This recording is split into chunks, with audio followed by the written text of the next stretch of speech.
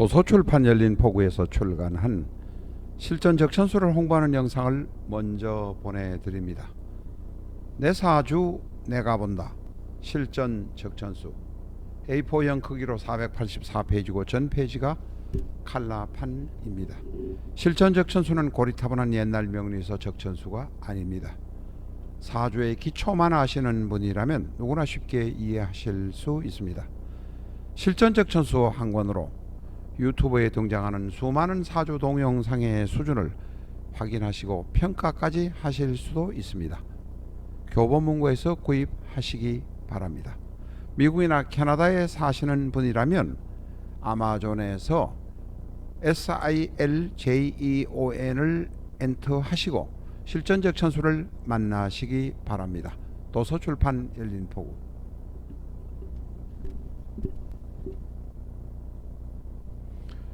안녕하십니까, 라타로입니다. 오늘은 전번 시간에 인종하지 못했던 인성을 한번 인종해 보겠습니다.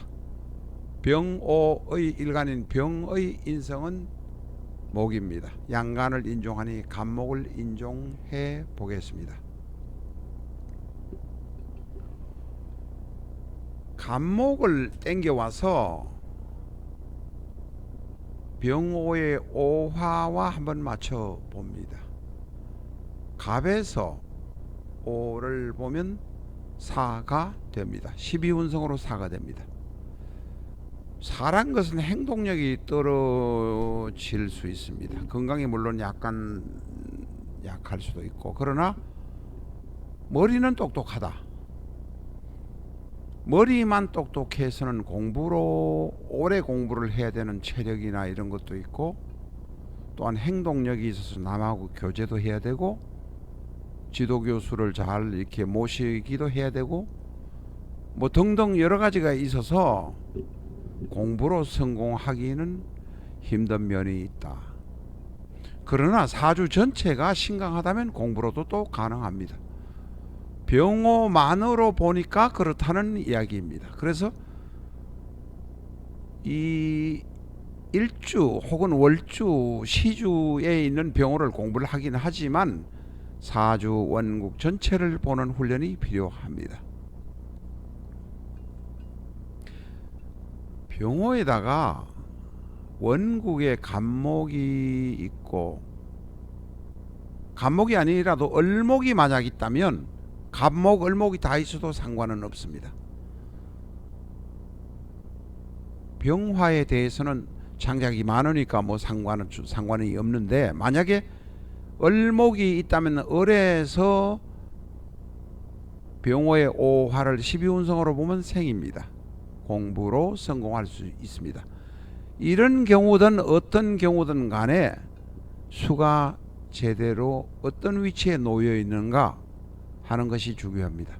전에도 말씀드렸습니다. 천간에 있는 임수도 나쁘지는 않지만 지지에는 진토도 또한 괜찮다. 오히려 진토가 더 좋을 수도 있다. 병화와 큰 마찰을 일으키지 않으면서 물을 원국에 공급해 줄 수 있기 때문이라고 말씀드린 바 있습니다. 병호는 인성이 사종입니다. 모친과의 인연이 짧을 수 있습니다. 어머니가 일찍 돌아갈 수도 있고, 그게 아니라면 내가 어머니와 떨어져 멀리 타양에 와서 공부를 하거나 먹고 살 수도 있다. 어머니와는 어쨌든 인연이 짧을 수 있다. 이렇게 말씀드릴 수 있습니다.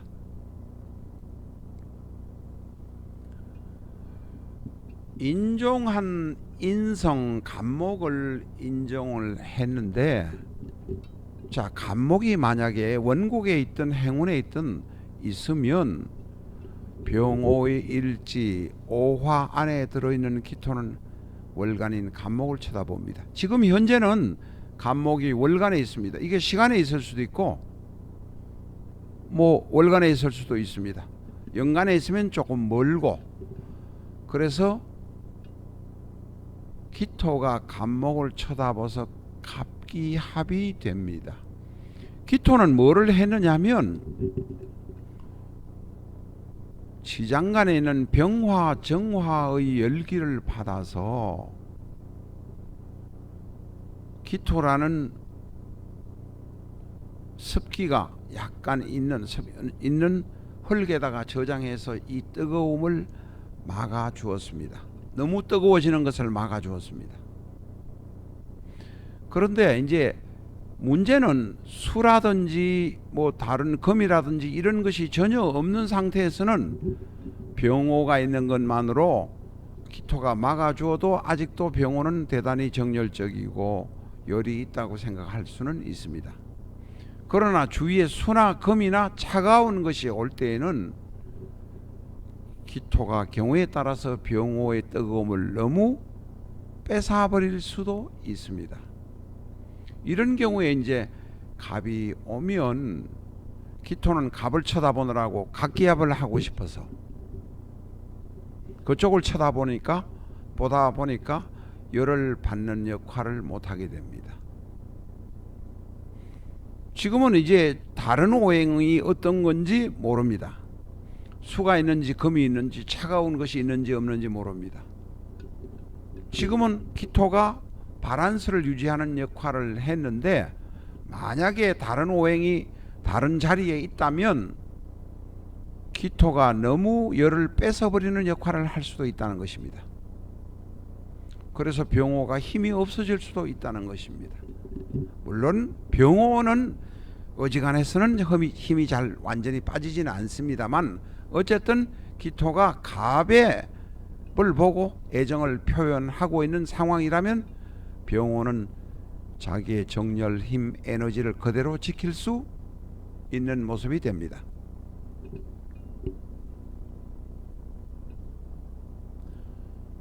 앞에서 말씀드린 것은 바로 이런 경우에 기토가 병이나 다시 말해서 오화 안에 있는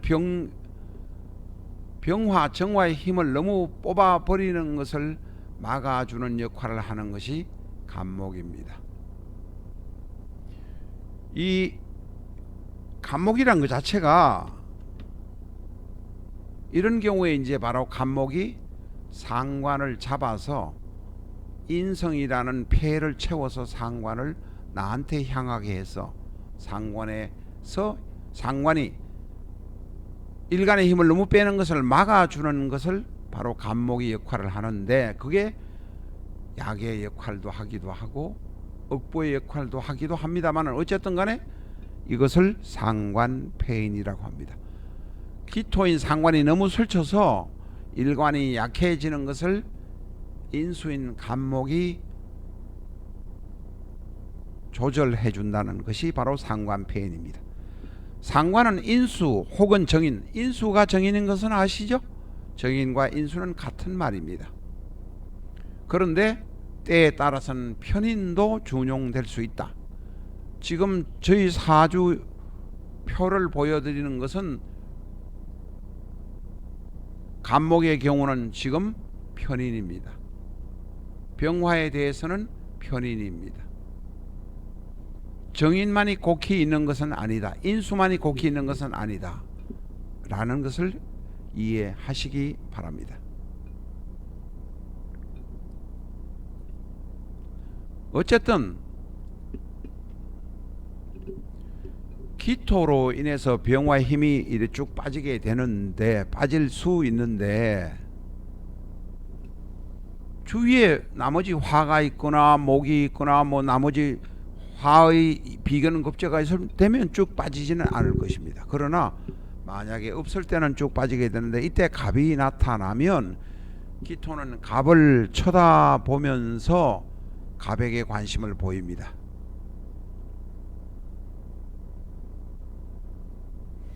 그때는 기토는 상관의 역할, 병화, 오한에 들은 병화, 정화의 열기를 받아 빼내는 역할을 하는 것을 중단하게 됩니다. 그것이 바로 상관폐인의 작용입니다.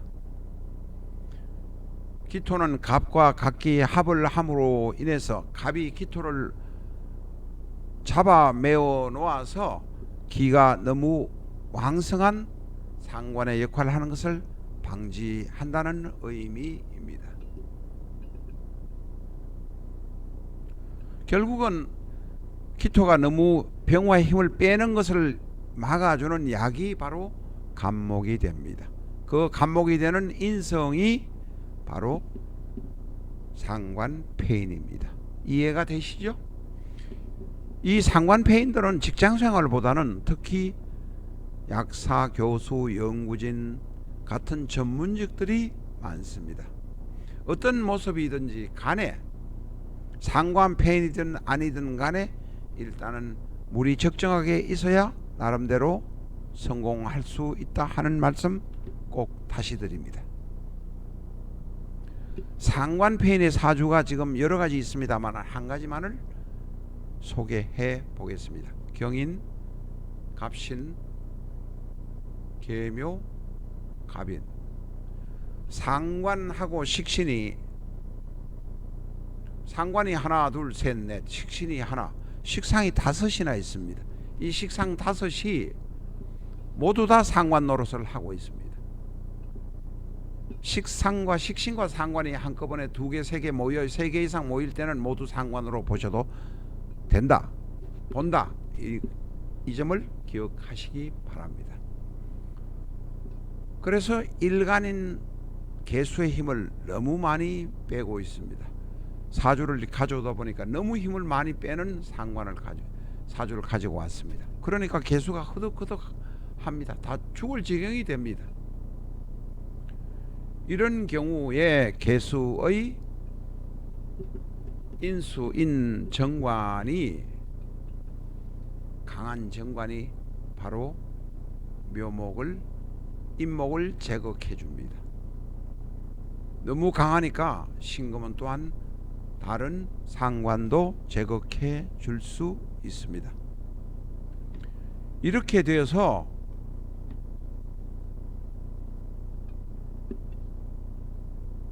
신금이, 상관을, 강한 신금이, 안에는 경금이 들어있는 신금이니까 대단히 강합니다. 약의 역할을 해서 그래도 개수가 숨을 쉴 수 있도록 해주는 것입니다. 이 상관폐인은 인극식의 하나의 모습이기는 합니다. 그러나 이런 특별하게 약으로서의 역할을 인성이 하고 있기 때문에 상관폐인이라고 따로 떼내서 설명을 하는 이론이 성립되어 있습니다. 감사합니다. 오늘은 여기까지 하겠습니다.